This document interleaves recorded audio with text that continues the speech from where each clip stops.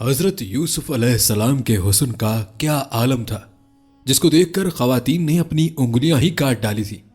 محترم ناظرین، آپ کو آج حضرت یوسف علیہ السلام کے حسن کے بارے میں بھی بتائیں گے اور آپ کو حضرت یوسف علیہ السلام کی زندگی کے باقی واقعات بھی سنائیں گے کہ آپ کے ساتھ آپ کے بھائیوں کا حسد کس وجہ سے تھا، آپ کو کنویں میں کیوں پھینکا اور اللہ تعالیٰ نے آپ کو کنویں سے نکال کر کس طرح تخت مصر پر بٹھایا، اور زلیخا کا واقعہ کیا ہے۔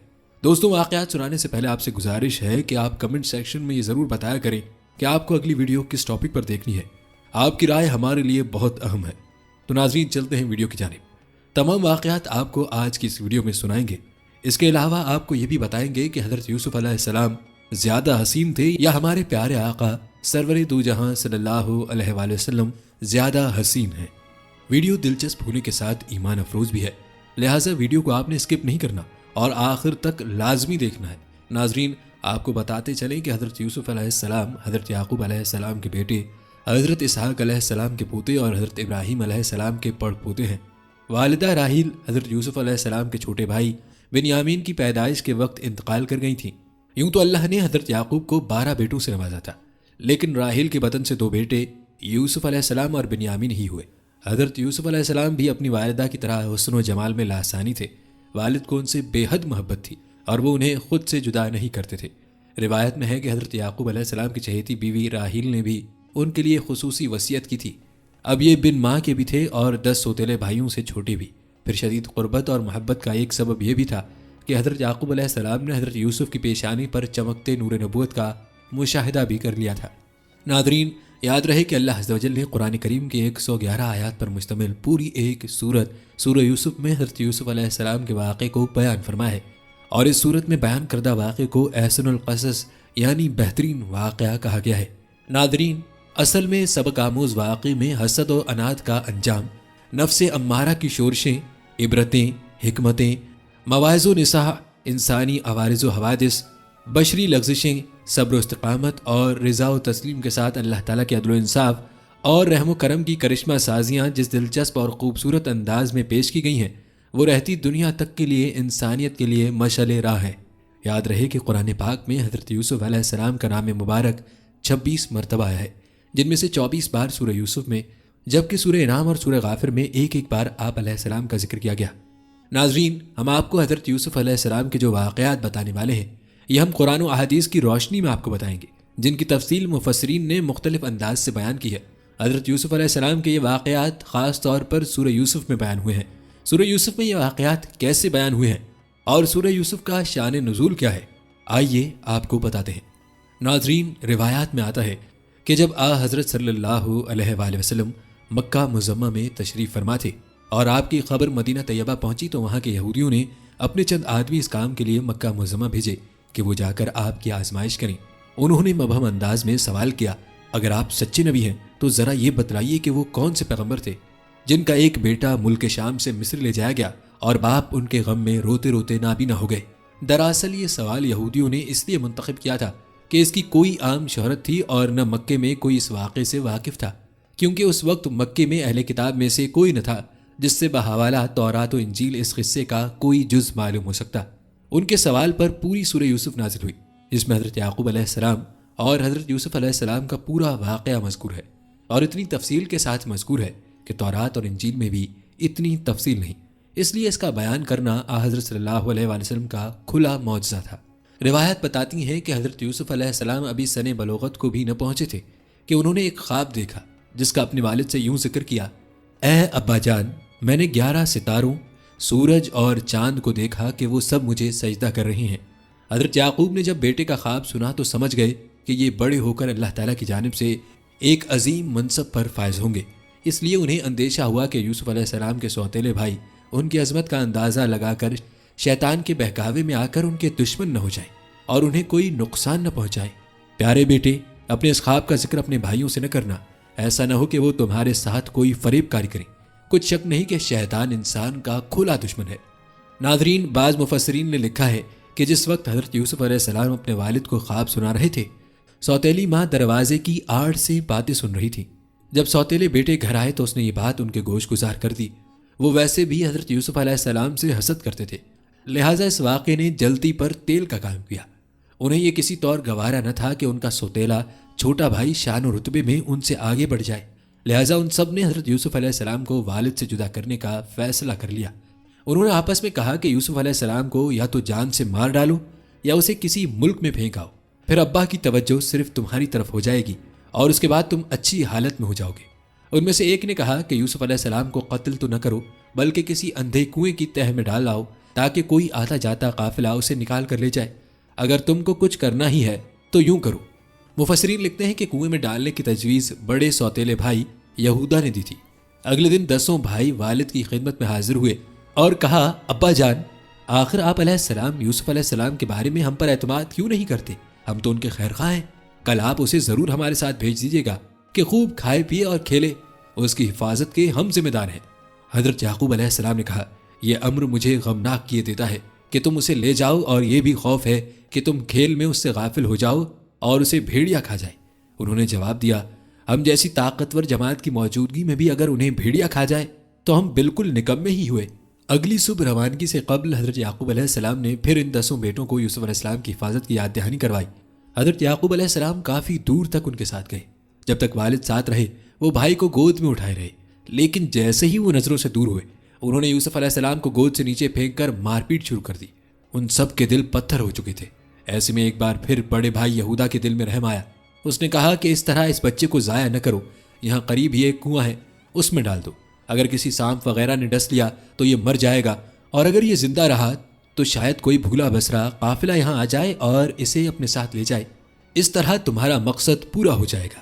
یہودا کی بات سے سب نے اتفاق کیا، جسے قرآن پاک نے اس طرح بیان کیا ہے، پھر جب وہ اس کو لے کر چلے اور سب نے مل کر ٹھان لیا کہ اسے غیر آباد گہرے کنویں کی تہہ میں پھینک دیں، تو ہم نے یوسف علیہ السلام کی طرف وہی بھیجی کہ یقیناً ایک وقت ایسا آئے گا کہ تم ان کو ان کے اس سلوک سے آگاہ کرو گے اور تجھے نہ پہچانیں گے۔ روایت میں آتا ہے کہ اس وقت حضرت یوسف علیہ السلام کی عمر 7 سال تھی۔ مظہری امام قرطبی رحمۃ اللہ علیہ کا فرمان بھی یہی ہے کہ جس وقت یوسف علیہ السلام کو کنویں میں ڈالا گیا وہ نابالغ بچے تھے، تاہم تفسیر ابن کثیر میں 17 سال جبکہ کچھ مفسرین نے عمر 12 سال بھی تحریر کی ہے، واللہ عالم۔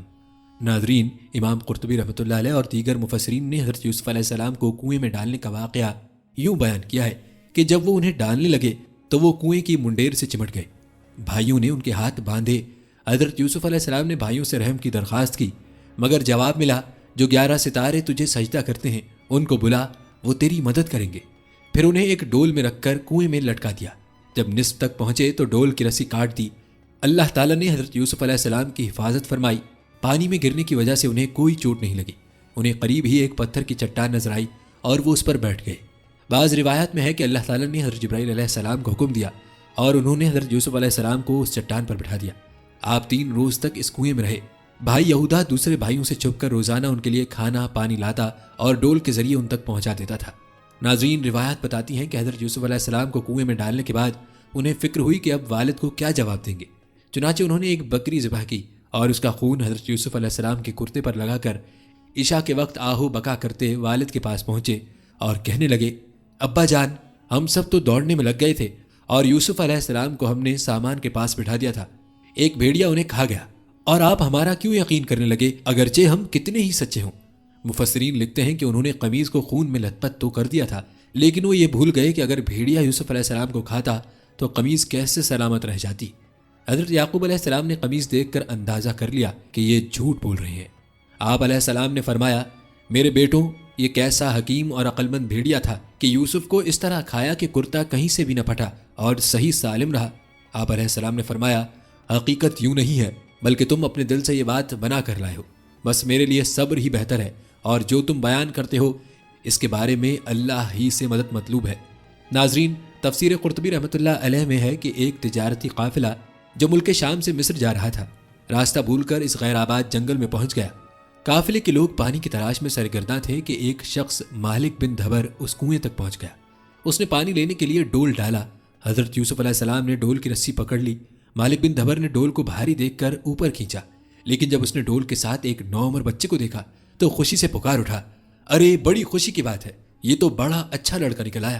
ناظرین، حضرت یوسف علیہ السلام کی خوبصورتی کے حوالے سے آپ کو بتاتے چلیں کہ صحیح مسلم میں شب معراج کی حدیث میں ہے کہ رسول اللہ صلی اللہ علیہ وآلہ وسلم نے فرمایا کہ میں یوسف علیہ السلام سے ملا تو دیکھا کہ اللہ تعالیٰ نے پورے عالم کے حسن و جمال میں سے آدھا ان کو عطا فرمایا ہے اور باقی آدھا سارے جہان میں تقسیم ہوا ہے۔ سبحان اللہ، اس حسن کا تصور خود ہی کر لیں کہ وہ کیسا ہوگا۔ ناظرین، مفسرین لکھتے ہیں کہ سوتیلا بھائی روزانہ کھانا لایا کرتا تھا۔ اس روز جب وہ کنویں پر آیا اور یوسف علیہ السلام کو نہ پایا تو بھائیوں کو بلا لیا۔ سب یوسف علیہ السلام کی تلاش کرتے قافلے والوں کے پاس جا پہنچے اور ان سے کہا، تمہارے پاس جو لڑکا ہے وہ ہمارا غلام ہے، ہم سے بھاگ آیا ہے، اب یہ ہمارے لیے بیکار ہے، تم چاہو تو اسے خرید لو۔ قافلے والے ایک اجنبی جگہ پر تھے، سو ان 10 بھائیوں کے خوف سے انہیں خریدنے پر آمادہ ہو گئے۔ حضرت ابن مسعود رضی اللہ تعالیٰ عنہ اور حضرت ابن عباس رضی اللہ تعالیٰ عنہ فرماتے ہیں کہ ان بھائیوں نے حضرت یوسف علیہ السلام کو 20 درہم میں فروخت کر کے آپس میں 2 درہم تقسیم کر لیے۔ روایات کے مطابق بھائی قافلہ روانہ ہونے تک وہاں رہے، کچھ دور ان کے ساتھ بھی چلے اور ان لوگوں سے کہا کہ اسے باندھ کر رکھیں، ایسا نہ ہو کہ پھر بھاگ جائے۔ انہیں ڈر تھا کہ کہیں وہ بھاگ کر والد کے پاس نہ پہنچ جائیں۔ قافلے والوں نے حضرت یوسف علیہ السلام کو مصر کے بازار میں فروخت کر دیا۔ تفسیر قرطبی میں ہے کہ لوگوں نے بڑھ چڑھ کر قیمتیں لگانا شروع کی، یہاں تک کہ حضرت یوسف علیہ السلام کے وزن کے برابر سونے، وزن کے برابر مشک اور وزن کے برابر ریشمی کپڑے میں فروخت کر دیے گئے۔ حضرت یوسف علیہ السلام کو خریدنے والا عزیز مصر یعنی وزیر مملکت تھا، جو خزانہ اور امور سلطنت پر حاوی تھا۔ ابن اسحاق فرماتے ہیں کہ اس کا نام اتفیر بن رہیب اور اس کی بیوی کا نام رعیل بنت رمابیل تھا۔ ان دنوں ریان بن ولید مصر کا بادشاہ تھا، تاہم اکثر مفسرین نے عزیز مصر کی بیوی کا نام زلیخا لکھا ہے۔ ناظرین، اب بات کرتے ہیں زلیخا کا حضرت یوسف علیہ السلام پر فریفتہ ہونے کے بارے میں اور حضرت یوسف علیہ السلام کے حسن باکمال کا۔ روایات کے مطابق عزیز مصر حضرت یوسف علیہ السلام کو خوش اپنے گھر لے آیا اور بیوی کو نصیحت کی کہ اسے بہت پیار و محبت سے رکھو، جیسا کہ قرآن پاک میں ارشاد باری تعالیٰ ہے۔ مصر والوں میں سے جس نے اسے یعنی حضرت یوسف علیہ السلام کو خریدا تھا، اس نے اپنی بیوی سے کہا، اسے بہت عزت و احترام کے ساتھ رکھو، بہت ممکن ہے کہ ہمیں فائدہ پہنچائے یا اسے ہم اپنا بیٹا ہی بنا لیں۔ یوں ہم نے مصر کی سرزمین میں یوسف علیہ السلام کے قدم جما دیے۔ اب حضرت یوسف علیہ السلام محل میں بڑے سکون اور اطمینان کے ساتھ رہ رہے تھے۔ عزیز مصر آپ کی ذہانت، شرافت، پاکیزگی، سچائی اور بردباری سے بے حد متاثر تھے، لیکن ابھی اللہ تعالیٰ کو حضرت یوسف علیہ السلام کو مزید امتحانات سے گزارنا تھا۔ کچھ ہی عرصہ گزرا تھا کہ آپ علیہ السلام سن شباب پر پہنچ گئے۔ عزیز مصر کی بیوی زلیخا آپ علیہ السلام کے حسن سے بہت متاثر تھی۔ وقت گزرنے کے ساتھ ساتھ اس کی نیت بدلنے لگی اور اس نے آپ پر ڈورے ڈالنے شروع کر دیے، جیسا کہ قرآن پاک میں ارشاد ہے۔ اور جس عورت کے گھر میں تھا وہ اسے پھسلانے لگی اور دروازے بند کر لیے اور کہنے لگی، لو آؤ۔ اسے یعنی حضرت یوسف علیہ السلام نے کہا، اللہ کی پناہ، وہ یعنی تیرے میاں تو میرا آقا ہے جس نے مجھے عزت سے رکھا ہے، میں ایسا ظلم نہیں کر سکتا، بے شک ظالم نجات نہیں پاتے۔ جب حضرت یوسف علیہ السلام نے دیکھا کہ یہ عورت شیطان کے چنگل میں پھنس کر دعوت گناہ پر مصر ہے تو باہر نکلنے کے لیے دروازے کی جانب بھاگے۔ زلیخا پکڑنے کے لیے ان کے پیچھے دوڑی، ان کی قمیض کا پچھلا دامن اس کے ہاتھ میں آ گیا، جسے اس نے اپنی طرف کھینچا تو وہ پھٹ گیا۔ حضرت یوسف علیہ السلام باہر نکلے تو سامنے عزیز مصر کھڑا تھا، پیچھے زلیخا بھی باہر آ گئی۔ اس نے شوہر کو دروازے پر کھڑا دیکھا تو معصوم بن گئی اور حضرت یوسف علیہ السلام پر الزام لگاتے ہوئی گویا ہوئی، جو شخص تیری بیوی کے ساتھ برا ارادہ کرے تو بس اس کی سزا یہی ہے کہ اسے قید کر دیا جائے اور اسے کوئی دردناک سزا دی جائے۔ حضرت یوسف علیہ السلام نے جب دیکھا کہ اس عورت نے الزام انہی پر لگا دیا ہے تو صورتحال واضح کر دی، بولے یہی مجھے اپنی نفسانی خواہش پورا کرنے پر مجبور کر رہی تھی۔ عزیز مصر کے سامنے ایک طرف بیوی تھی جو حضرت یوسف علیہ السلام پر بدکاری کا الزام لگا رہی تھی، تو دوسری طرف حضرت یوسف علیہ السلام تھے کہ جن کی شرافت، پاکیزگی، صداقت اور سچائی مسلمہ تھی۔ وہ سوچ رہا تھا کہ ان میں سے کون سچا ہے۔ اس بارے میں قرآن پاک میں ارشاد ہے، عورت کے گھر والوں میں سے ایک گواہ نے گواہی دی کہ اگر اس کا کرتا آگے سے پھٹا ہوا ہے تو عورت سچی ہے اور وہ جھوٹا ہے، اور اگر اس کا کرتا پیچھے سے پھٹا ہوا ہے تو یہ جھوٹی ہے اور وہ سچا ہے۔ جب یوسف علیہ السلام کا کرتا دیکھا تو وہ پیچھے سے پھٹا تھا، تب اس نے زلیخا سے کہا کہ یہ تمہارا فریب ہے اور کچھ شک نہیں کہ تم عورتوں کے فریب بڑے ہوتے ہیں۔ یوسف اس بات کا خیال نہ کر اور زلیخا تو اپنے گناہ کی بخشش مانگ، بے شک خطا تیری ہی ہے۔ ناظرین، آپ کو بتاتے چلیں کہ تفسیر ابن کثیر اور معارف القرآن میں ایک دودھ پیتے بچے کا ذکر ہے کہ جسے اللہ تعالیٰ نے گویائی عطا فرمائی اور اس نے عزیز مصر کو یہ حکیمانہ مشورہ دیا جس میں حضرت یوسف علیہ السلام کی بے گناہی ثابت ہوئی۔ ناظرین، روایات بتاتی ہیں کہ یہ واقعات دربار خاص سے ہوتا ہوا شہر کی خواتین میں عام ہو گیا۔ انہوں نے زلیخا کو بدنام اور اسے لعن طعن کرنا شروع کر دیا، جیسا کہ ذکر قرآن میں یوں کیا گیا ہے، اور عورتوں نے شہر میں چرچا کیا کہ عزیز کی عورت اپنے غلام کو چاہتی ہے اس کی محبت میں فریفتہ ہو گئی ہے، ہم تو اسے سری غلطی پر دیکھتے ہیں۔ روایات میں آتا ہے کہ زلیخا جب ان عورتوں کے طنز سے تنگ آ گئی تو اس نے ان عورتوں کو اپنے گھر کھانے پر مدعو کر لیا۔ پھر جب سب خواتین کھانے کی دعوت پر آ گئیں تو اس نے ان میں سے ہر ایک کو پھل تراشنے کے لیے ایک ایک چھری دی اور پھر یوسف علیہ السلام سے کہا کہ ان کے سامنے چلے آؤ۔ ان عورتوں نے جب حضرت یوسف علیہ السلام کے حسن و جمال کو دیکھا تو ایسی مدہوش ہوئیں کہ پھل تراشنے کے بجائے اپنے ہاتھ کاٹ لیے اور بے اختیار بول اٹھی، سبحان اللہ، یہ انسان ہرگز نہیں، یہ تو یقیناً کوئی بہت بزرگ فرشتہ ہے۔ جب زلیخا نے دیکھا کہ یہ عورتیں تو یوسف علیہ السلام کے جلوہ حسن سے مبہوت و مدہوش ہو گئی ہیں تو اس نے کہا، یہی وہ غلام ہے جس کے بارے میں تم مجھ پر لعنت ملامت کر رہی تھی۔ میں نے ہر چند اس سے اپنا مطلب حاصل کرنا چاہا، لیکن اس نے اپنے آپ کو روک لیا، اور جو کچھ میں کہہ رہی ہوں اگر وہ یہ کام نہ کرے گا تو قید کر دیا جائے گا اور رسوا ہوگا۔ ناظرین، مفسرین لکھتے ہیں کہ اس واقعے کے بعد وہ عورتیں بھی زلیخا کی ہمنوا ہو کر اس کی تائید و حمایت کرنے لگی، جس کی بنا پر زلیخا مزید نڈر ہو گئی تو آپ نے اپنے رب سے التجا کی، اے میرے پروردگار، جس کام کی طرف یہ مجھے بلاتی ہے اس کی نسبت مجھے قید پسند ہے، اور اگر تو مجھ سے ان کے فریب کو نہ ہٹائے گا تو میں ان کی طرف مائل ہو جاؤں گا اور نادانوں میں داخل ہو جاؤں گا۔ ناظرین، روایت بتاتی ہیں کہ زلیخا کے داؤ پیچ ناکام ہو گئے تو حضرت یوسف علیہ السلام کو قید خانے میں ڈالنے کا تہیہ کر لیا۔ اس نے اپنے شوہر کو مجبور کیا کہ اس کی جس قدر رسوائی اور بدنامی ہو چکی ہے اس کے توڑ کے لیے یوسف علیہ السلام کو قید خانے میں ڈال دیا جائے تاکہ لوگوں کو معلوم ہو کہ زلیخا بے قصور ہے۔ حضرت یوسف علیہ السلام کی عفت و پاک دامنی ثابت ہونے کے باوجود عزیز مصر نے انہیں حوالہ زندان کر دیا۔ یوں اللہ تعالیٰ نے جیل جانے کی دعا قبول فرما کر ایک طرف تو انہیں عورتوں کی چال بازیوں سے بچا لیا تو دوسری طرف شاہ مصر کے قرب اور حکومت میں شامل ہونے کے مواقع فراہم کر دیے۔ آپ علیہ السلام قیدیوں کی خبر گیری کرتے اور ان سے پیار و محبت سے پیش آتے، چنانچہ بہت جلد قیدیوں میں مقبول ہو گئے۔ یاد رہے کہ اللہ تعالیٰ نے آپ کو خوابوں کی تعبیروں کا علم عطا فرما رکھا تھا اور آپ علیہ السلام قیدیوں کو خوابوں کی تعبیریں بتایا کرتے تھے۔ روایات بتاتی ہیں کہ محل کے دو خاص آدمی بادشاہ کو زہر دینے کے الزام میں گرفتار کر کے قید خانے لائے گئے۔ ان میں سے ایک شاہی ساقی یعنی بادشاہ کو مشروبات پلانے والا اور دوسرا باورچی تھا۔ ایک رات ان دونوں نے عجیب و غریب خواب دیکھے جس کی تعبیر کے لیے حضرت یوسف علیہ السلام سے رجوع کیا گیا۔ ایک نے خواب میں خود کو شراب نچوڑتے دیکھا اور دوسرے نے دیکھا کہ وہ اپنے سر پر روٹی اٹھائے ہوئے ہے جسے پرندے نوچ نوچ کر کھا رہے ہیں۔ آپ علیہ السلام نے فرمایا، اے میرے قید خانے کے رفیقوں، تم دونوں میں سے ایک تو اپنے بادشاہ کو شراب پلانے میں مقرر ہو جائے گا، لیکن دوسرا سولی پر چڑھایا جائے گا اور پرندے اس کا سر نوچ نوچ کر کھائیں گے۔ آپ علیہ السلام نے دونوں اشخاص میں سے جس کی نسبت خیال کیا کہ وہ رہائی پائے گا اس سے کہا، اپنے آقا سے میرا ذکر بھی کرنا، لیکن شیطان نے ان کا اپنے آقا سے ذکر کرنا بھلا دیا اور آپ علیہ السلام کئی برس جیل خانے ہی میں رہے۔ روایات بتاتی ہیں کہ آپ علیہ السلام 7 سال جیل میں رہے، پھر اللہ رب العزت نے اپنے محبوب نبی علیہ السلام کی باعزت رہائی کا بندوبست فرما دیا۔ ہوا یوں کہ مصر کے بادشاہ نے ایک ایسا حیران کن اور پریشان کن خواب دیکھا کہ درباری اور مصاحبین بھی اس کی تعبیر نہ بتا سکے۔ قرآن پاک میں اسے یوں بیان کیا گیا ہے، اور بادشاہ نے کہا، میں خواب دیکھتا ہوں کہ 7 موٹی گائیں ہیں جنہیں 7 دبلی گائیں کھاتی ہیں، اور 7 سبز خوشیں ہیں اور 7 خشک۔ اے دربار والوں، مجھے میرے خواب کی تعبیر بتلاؤ اگر تم خواب کی تعبیر دینے والے ہو۔ انہوں نے کہا، یہ خیالی خواب ہیں اور ہم ایسے خوابوں کی تعبیر نہیں جانتے۔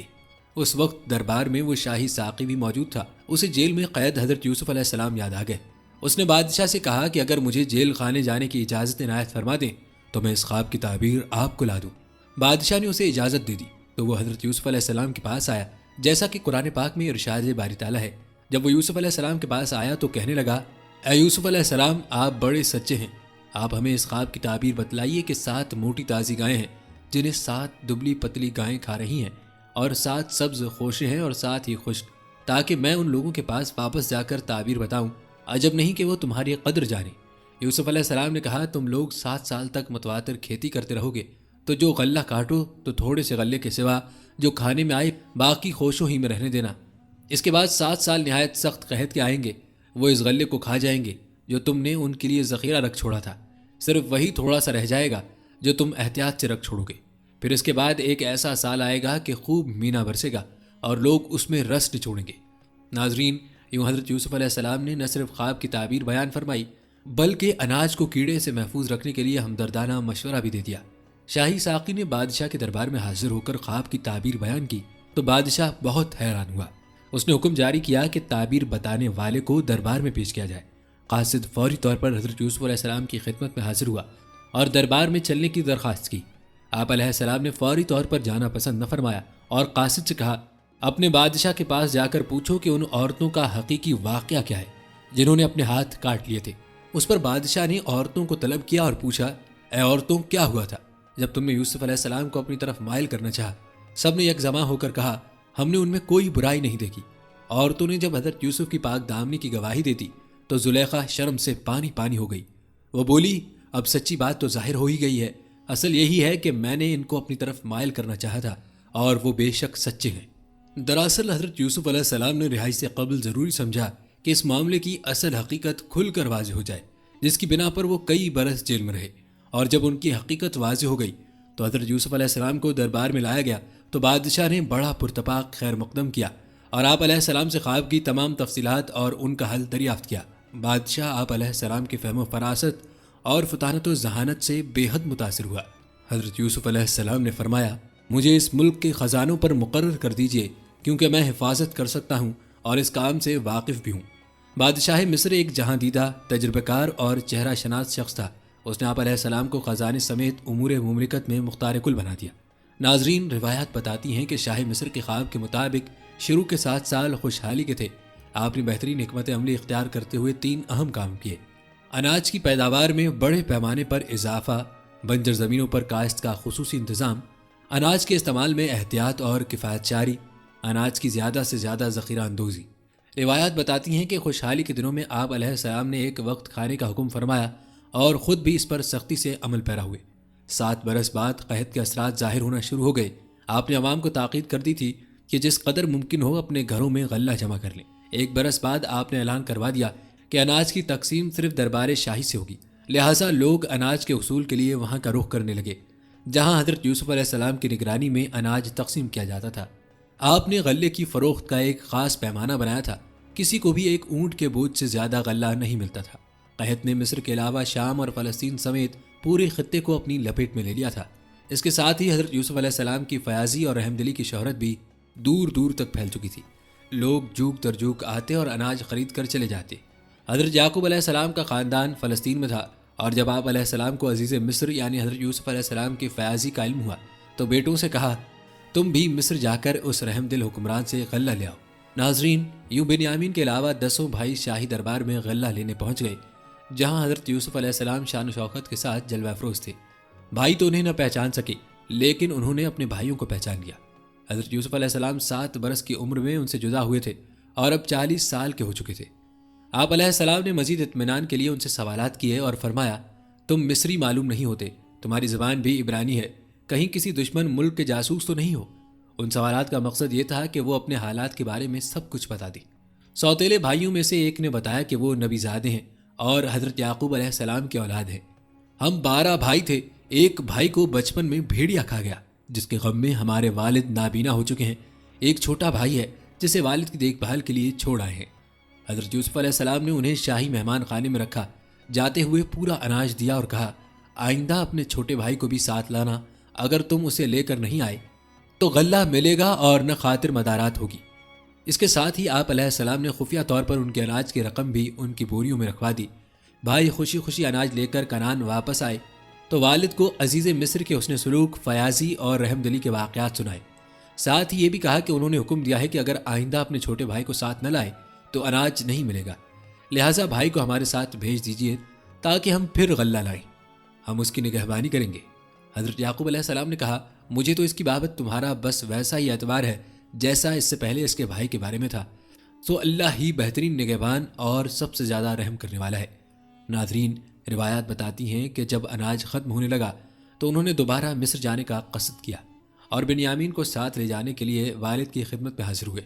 حضرت یعقوب علیہ السلام سابقہ تجربے کی بنا پر بنیامین کو ساتھ بھیجنے پر آمادہ نہ تھے، لہٰذا انہوں نے کہا کہ میں تو اسے ہرگز تمہارے ساتھ نہیں بھیجوں گا جب تک کہ تم اللہ کو بیچ میں ڈال کر مجھے قول اقرار نہ کر دو کہ اسے میرے پاس صحیح سالم لے آؤ گے، سوائے اس ایک صورت کے کہ تم سب گرفتار کر لیے جاؤ، یعنی تمہیں کوئی اجتماعی مصیبت پیش آ جائے یا تم سب ہلاک ہو جاؤ۔ جب انہوں نے عہد کر لیا تو حضرت یعقوب علیہ السلام نے انہیں ہدایت کی، اے میرے بیٹوں، تم سب ایک ہی دروازے سے داخل نہ ہونا بلکہ جدا جدا دروازوں سے داخل ہونا، اور میں اللہ کی تقدیر کو تم سے نہیں روک سکتا، بے شک حکم اسی کا ہے، میں اسی پر بھروسہ رکھتا ہوں اور اہل توکل کو اسی پر بھروسہ رکھنا چاہیے۔ روایات بتاتی ہیں یہ 11 تندرست و توانا اور جوان بھائی تھے، لہٰذا ان سب کے ایک ہی دروازے سے داخل ہونے کی صورت میں نظر بد کا احتمال تھا، اسی لیے حضرت یعقوب علیہ السلام نے انہیں الگ الگ دروازوں سے داخل ہونے کا حکم دیا، اور پھر یہ سب بھائی بنیامین کو ساتھ لے کر عزیز مصر کے دربار میں پہنچ گئے۔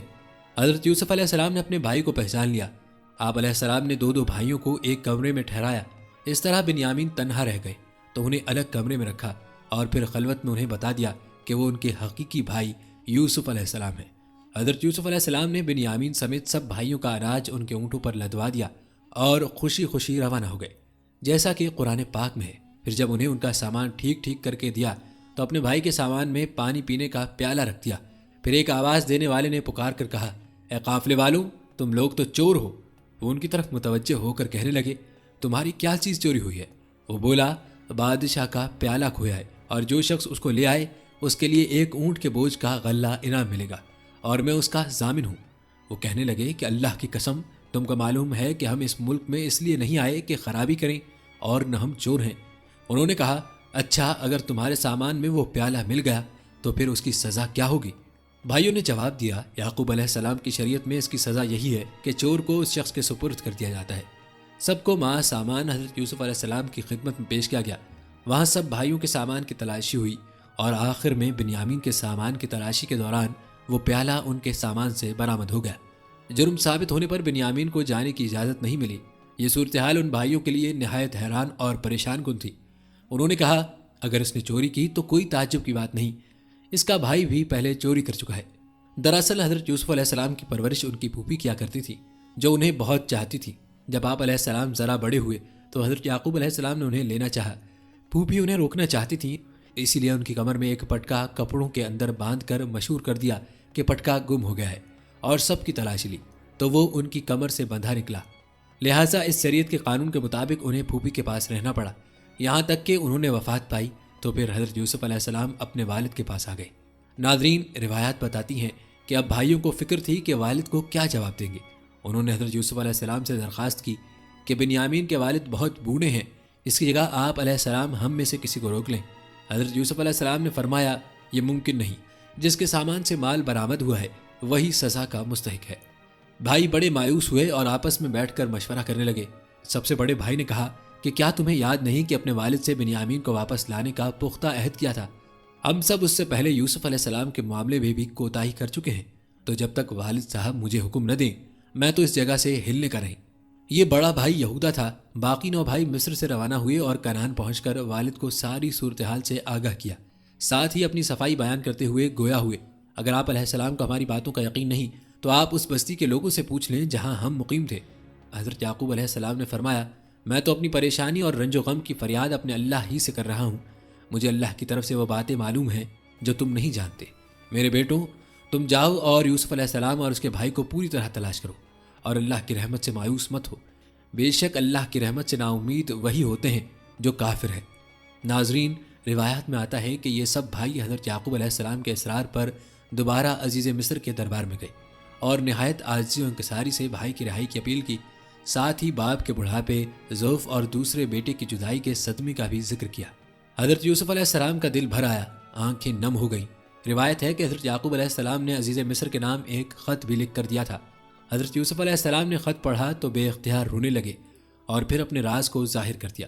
تعارف کی تمہید کے طور پر بھائیوں سے سوال کیا، تم کو کچھ یاد بھی ہے کہ یوسف علیہ السلام اور اس کے بھائی کے ساتھ کیا برتاؤ کیا تھا؟ بھائیوں نے جب عزیز مصر کی زبان سے اپنے بھائی یوسف علیہ السلام کا تذکرہ سنا تو حیران رہ گئے اور گھبرا کر بولے، کیا سچ مچ تم ہی یوسف ہو؟ حضرت یوسف علیہ السلام نے جواب دیا، ہاں میں ہی یوسف علیہ السلام ہوں اور یہ میرا بھائی ہے۔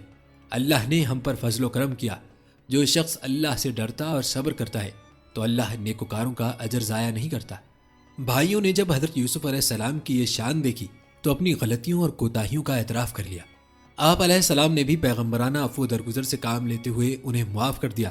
روایات کے مطابق حضرت یوسف علیہ السلام نے بھائیوں کو بہت سا اناج دیتے ہوئے کہا کہ میرا یہ کرتا لے جاؤ، اسے والد صاحب کے منہ پر ڈال دینا، ان کی بینائی واپس آ جائے گی اور تم سب اپنے اہل و عیال کے ساتھ میرے پاس آ جاؤ۔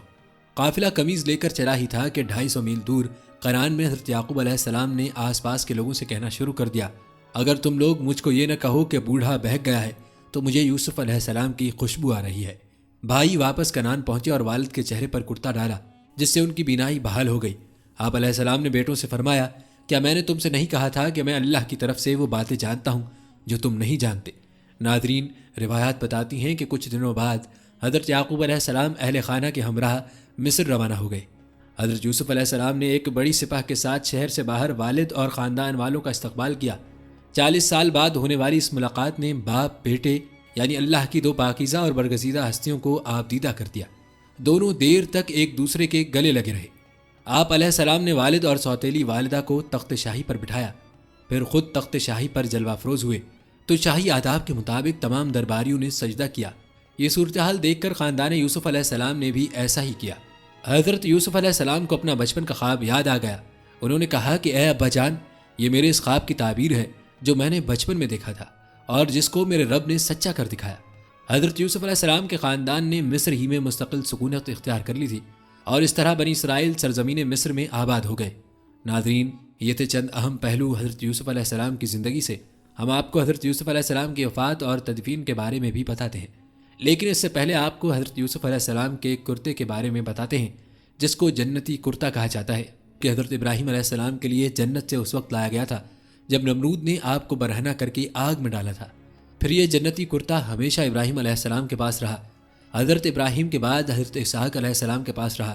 ان کی وفات کے بعد حضرت یعقوب علیہ السلام کے پاس رہا۔ روایات بتاتی ہیں کہ آپ نے اس کرتے کو ایک متبرک شے سمجھ کر ایک نلکی میں بند کر کے یوسف علیہ السلام کے گلے میں بطور تعویذ ڈال دیا تھا تاکہ نظر بد سے محفوظ رہیں۔ برادران یوسف نے جب دھوکہ دینے کے لیے ان کا کرتا اتار لیا اور حضرت یوسف علیہ السلام کو برہنہ کر کے کنویں میں ڈالنے لگے تو جبرائیل امین تشریف لائے اور گلے میں پڑی ہوئی نلکی سے کرتا نکال کر یوسف علیہ السلام کو پہنا دیا، اور یہ کرتا حضرت یوسف علیہ السلام کے پاس محفوظ تھا۔ اس وقت بھی جبرائیل ہی نے حضرت یوسف علیہ السلام کو یہ مشورہ دیا تھا کہ یہ جنت کا لباس ہے۔ ناظرین، آپ نے یوسف علیہ السلام کے کرتے کے بارے میں تفصیل ملاحظہ کی۔ چلیے اب آپ کو حضرت یوسف علیہ السلام کی تدفین کے بارے میں بتاتے ہیں۔ یاد رہے کہ حضرت یوسف علیہ السلام کی تدفین کا معاملہ بھی بڑا عجیب ہے۔ روایات میں آتا ہے کہ آپ علیہ السلام کو دریا نیل میں دفنایا گیا تھا، لیکن سوال ہی پیدا ہوتا ہے کہ اس کی وجہ کیا تھی۔ لیکن اس بات پہ اتفاق ہوا کہ آپ کو دریا نیل کے درمیان میں دفن کیا جائے تاکہ دریا نیل کا پانی آپ کی قبر کو چھوتا ہوا گزرے اور اس سے پورے مصر کے لوگ فیضیاب ہو سکیں۔ لہٰذا آپ کو ایک سنگ مرمر کے تابوت میں رکھ دیا گیا اور دریا کے درمیان میں دفن کر دیا گیا۔ ناظرین، یہاں ذہن میں ایک سوال یہ بھی پیدا ہوتا ہے کہ کیا اب بھی حضرت یوسف علیہ السلام کی قبر دریائے نیل میں ہے؟ تو اس حوالے سے روایت ہے کہ بعد میں حضرت موسیٰ علیہ السلام نے 400 سال بعد آپ کے تابوت کو دریا سے نکالا اور آپ کو آپ کے آباء و اجداد کے قریب دفن کر دیا۔ آپ کو شام میں دفن کیا گیا ہے۔ روایات بتاتی ہیں کہ بوقت وفات آپ کی عمر مبارک 120 برس تھی اور آپ کے والد محترم حضرت یعقوب علیہ السلام نے 741 برس عمر پائی۔ آپ کو بتاتے چلیں کہ حضرت موسیٰ علیہ السلام کا حضرت یوسف علیہ السلام کی میت کو نکالنے کا ذکر احادیث میں بھی موجود ہے۔ اس حوالے سے یہ حدیث ملاحظہ فرمائیں۔ روایات میں آتا ہے کہ حضور صلی اللہ علیہ وآلہ وسلم کسی اعرابی کے ہاں مہمان ہوئے۔ اس نے آپ کی بڑی خاطر تواضع کی۔ واپسی میں آپ صلی اللہ علیہ وآلہ وسلم نے فرمایا، کبھی ہم سے مدینے میں بھی مل لینا۔ کچھ دنوں بعد اعرابی آپ کے پاس آیا۔ حضور صلی اللہ علیہ وآلہ وسلم نے فرمایا، کچھ چاہیے؟ اس نے کہا، ہاں، ایک تو اونٹنی دیجیے ماء ہودج کے اور ایک بکری دیجیے جو دودھ دیتی ہو۔ آپ نے فرمایا، افسوس تو نے بنی اسرائیل کی بڑھیا جیسا سوال نہ کیا۔ صحابہ رضی اللہ تعالیٰ عنہم نے پوچھا، وہ واقعہ کیا ہے؟ آپ نے فرمایا، جب حضرت کلیم اللہ بنی اسرائیل کو لے کر چلے تو راستہ بھول گئے، 1000 کوشش کی لیکن راہ نہیں ملتی۔ آپ علیہ السلام نے لوگوں کو جمع کر کے پوچھا، یہ کیا اندھیرا ہے؟ تو علماء بنی اسرائیل نے کہا، بات یہ ہے کہ حضرت یوسف علیہ السلام نے اپنے آخری وقت ہم سے عہد لیا تھا کہ جب ہم مصر سے چلیں تو آپ کے تابوت کو بھی یہاں سے اپنے ساتھ لے جائیں۔ حضرت موسیٰ کلیم اللہ نے دریافت فرمایا کہ تم میں سے کون جانتا ہے کہ یوسف علیہ السلام کی تربت کہاں ہے؟ سب نے انکار کر دیا، ہم نہیں جانتے، سوائے ایک بڑھیا کے، اور کوئی بھی آپ کی قبر سے واقف نہیں۔ آپ نے اس بڑھیا کے پاس آدمی بھیج کر اس سے کہلوایا کہ مجھے حضرت یوسف علیہ السلام کی قبر دکھا۔ بڑھیا نے کہا، ہاں دکھاؤں گی، لیکن پہلے اپنا حق لے لوں۔ حضرت موسیٰ علیہ السلام نے کہا، تو کیا چاہتی ہے؟ اس نے جواب دیا کہ جنت میں آپ کا ساتھ مجھے میسر ہو۔ آپ پر اس کا یہ سوال بھاری پڑا۔ اسی وقت وحی آئی کہ اس کی بات مان لو اور اس کی شرط منظور کر لو۔ اب وہ آپ کو ایک جھیل کے پاس لے گئی جس کے پانی کا رنگ بھی متغیر ہو گیا تھا۔ کہا کہ اس کا پانی نکال ڈالو۔ جب پانی نکال ڈالا اور زمین نظر آنے لگی تو کہا اب یہاں کھودو۔ کھودنا شروع ہوا تو قبر ظاہر ہو گئی، اسے ساتھ رکھ لیا۔ اب جو چلنے لگے تو راستہ صاف نظر آنے لگا اور سیدھی راہ لگ گئے۔ سبحان اللہ، یہ شان رب تعالیٰ کی اور یہ اللہ تعالیٰ ہی کی حکمتیں ہیں جو انسانی عقل سے بعید ہیں۔ مذکورہ روایت کو بعض علماء نے ضعیف بتایا ہے اور بعض نے صحابی کا قول بتایا ہے۔ البتہ ناظرین، اس بات کی تصدیق ہوتی ہے کہ یہ واقعہ حقیقی ہے۔ ناظرین، آپ نے حضرت یوسف علیہ السلام کی زندگی کا ایمان افروز تذکرہ ملاحظہ فرمایا، جس میں آپ کی زندگی کے تمام اہم واقعات پر تفصیل سے بات ہوئی۔ یہاں آپ کو ایک اہم سوال کے حوالے فقہا کی آراء سے آگاہ کرتے ہیں۔ اکثر لوگ یہ سوال کرتے ہیں کہ ہمارے آقا محمد صلی اللہ علیہ وآلہ وسلم اور حضرت یوسف علیہ السلام میں سے کون زیادہ خوبصورت اور حسین و جمیل ہے؟ تو ناظرین، آپ کو بتاتے چلیں کہ اس بات میں کوئی اختلاف نہیں کہ حضرت اقدس نبی کریم صلی اللہ علیہ وآلہ وسلم مخلوق خدا میں سب سے زیادہ صاحب جمال تھے، یعنی آپ کے اعضائے مبارکہ اور جسم مبارک کا ہر جزو حصہ ساخت و پرداخت وغیرہ میں سب سے زیادہ معتدل تھا۔ اور اس میں بھی کوئی اختلاف نہیں کہ حضرت اقدس صلی اللہ علیہ وآلہ وسلم اور حضرت یوسف علیہ السلام دونوں مخلوق خدا میں سب سے زیادہ خوبصورت تھے۔ البتہ دونوں میں سب سے زیادہ خوبصورت کون تھا، اس میں علماء کا اختلاف ہے۔ حجت الاسلام حضرت مولانا محمد قاسم صاحب نانوتوی رحمۃ اللہ علیہ نے فرمایا، حضرت اقدس نبی کریم صلی اللہ علیہ وآلہ وسلم مخلوق خدا میں سب سے زیادہ صاحب جمال تھے اور حضرت یوسف علیہ السلام سب سے زیادہ خوبصورت تھے، جبکہ اکثر علماء فرماتے ہیں کہ حضرت اقدس نبی کریم صلی اللہ علیہ وآلہ وسلم مخلوق خدا میں سب سے زیادہ خوبصورت بھی تھے، جس کی دلیل سنن ترمذی کی روایت ہے کہ حضرت انس رضی اللہ تعالیٰ عنہ یوں فرماتے ہیں، اللہ تعالیٰ نے جس نبی کو بھی مبعوث فرمایا وہ خوبصورت اور بہترین آواز والا تھا، اور تمہارا نبی ان سب میں سب سے زیادہ خوبصورت اور سب سے اچھی آواز والا ہے۔ اور مسلم شریف کی روایت میں ہے، حضرت یوسف علیہ السلام کو نصف حسن سے نوازا گیا تھا۔ ابن المنیر نے فرمایا، اس کا مطلب یہ ہے کہ حضرت یوسف علیہ السلام کو اس حسن کا نصف دیا گیا تھا جو آپ علیہ الصلوۃ والسلام کو دیا گیا تھا، یا یہ کہا جائے کہ خود متکلم اس میں داخل نہیں ہے، یعنی حضور صلی اللہ علیہ وسلم کے علاوہ دیگر انسانوں میں حضرت یوسف علیہ السلام کو نصف حسن دیا گیا تھا۔ اسی تذکرے کے ساتھ ہم اپنی ویڈیو کا اختتام کرتے ہیں۔ امید کرتے ہیں آپ کو ہماری آج کی ویڈیو بہت پسند آئی ہوگی۔ ناظرین، ویڈیو اچھی لگی ہے تو ویڈیو کو لائک کریں اور کمنٹ میں اپنی رائے کا اظہار ضرور کریں۔ جاتے جاتے آپ سے ایک گزارش ہے کہ ہمارے چینل کو سبسکرائب ضرور کر لیں اور بیل کے بٹن کو بھی کلک کر لیں تاکہ آپ کے پاس ہماری مزید ویڈیوز کا نوٹیفیکیشن بر وقت آتا رہے۔ ناظرین، آپ سے ایک اور گزارش یہ ہے کہ آپ کمنٹ سیکشن میں ہمیں یہ بھی بتا سکتے ہیں کہ آپ کو اگلی ویڈیو کس ٹاپک پر دیکھنی ہے۔ تو ناظرین، یہ تھی ہماری آج کی ویڈیو، ملتے ہیں اگلی ویڈیو میں، تب تک کے لیے اللہ حافظ۔